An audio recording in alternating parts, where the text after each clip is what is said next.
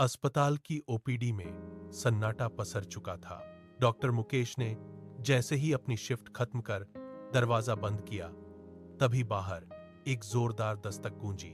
दरवाजा खोलते ही सामने एक बेबस बूढ़ा खड़ा था, जिसकी सांसें उखड़ रही थीं। उसकी बाहों में एक चादर में लिपटी उसकी पत्नी थी, जो बेसुध पड़ी थी। बूढ़े ने कांपते होठों से गुहार लगाई, डॉक्टर साहब, मेरी पत्नी की सांसें उखड़ रही हैं, इसे बचा लीजिए।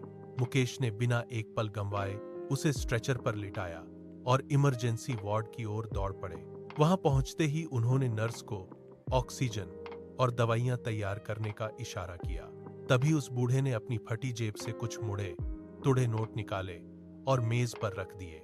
उसने रुआंसे स्वर में पूछा, मेरे पास बस इतने ही पैसे हैं, क्या इतने में इलाज हो पाएगा?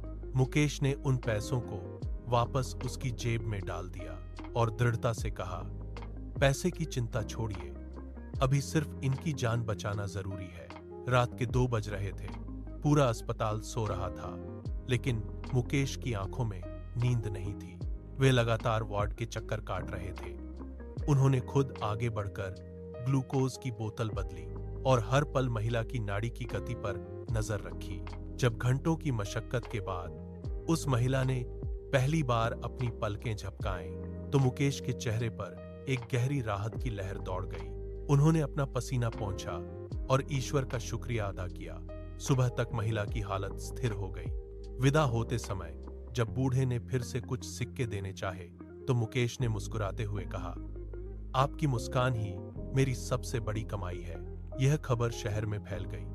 मुकेश अक्सर कहते थे कि डॉक्टर का काम सिर्फ दवा देना नहीं, बल्कि मरीज को जीने का विश्वास दिलाना है।